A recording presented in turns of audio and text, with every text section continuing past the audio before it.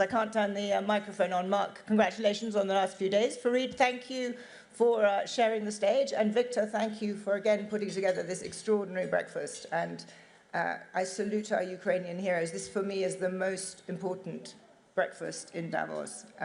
And I'm delighted to be here.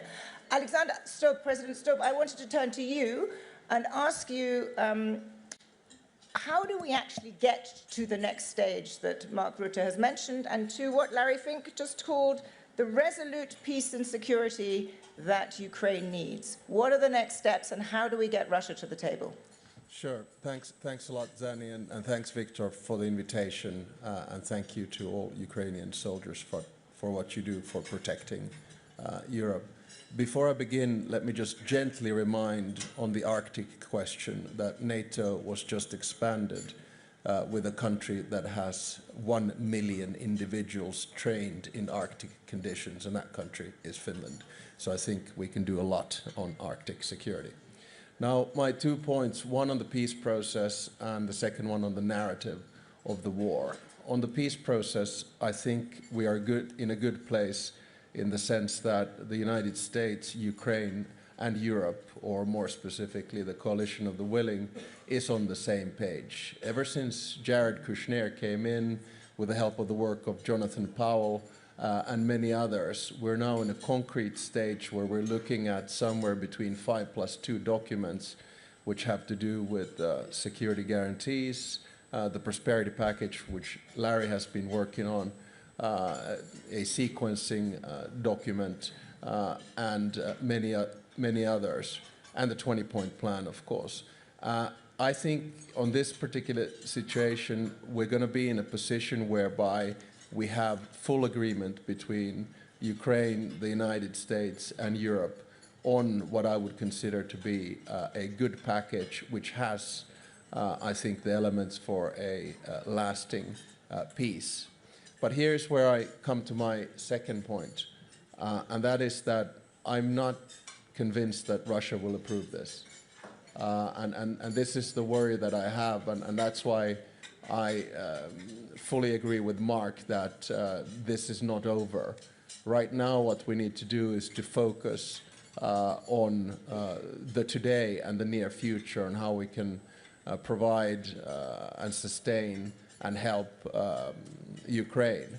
Now, on the narrative of the war, this is something that I'm a little bit baffled, both in the international discourse and perhaps in some of the things that we hear also coming from the United States. Let's make this clear. Putin has failed in every and each one of his strategic aims. Number one, he wanted to take over Ukraine and make it Russian. He failed. He will not take over Ukraine, and Ukraine will become a member of the European Union.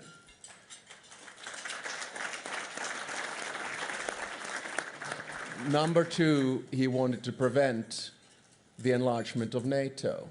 He got 2 substantive military powers into the alliance and doubled his border with the alliance because Finland joined.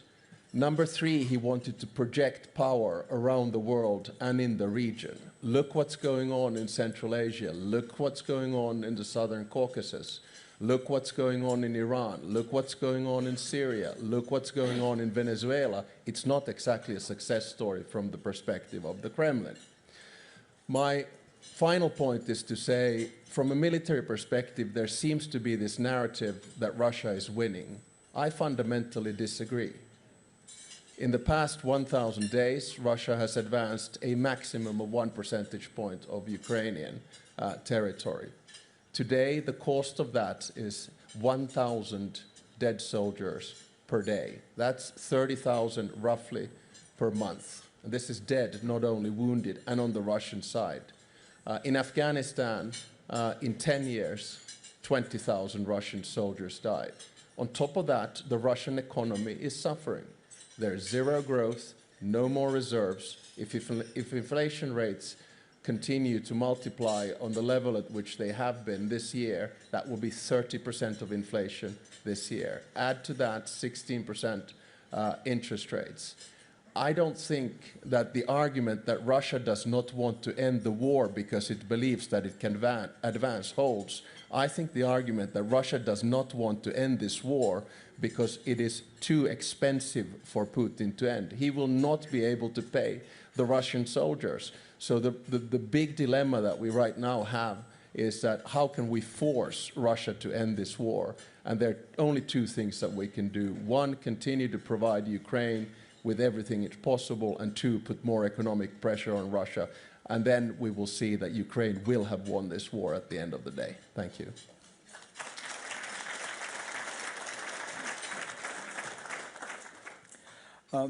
Let me move over to the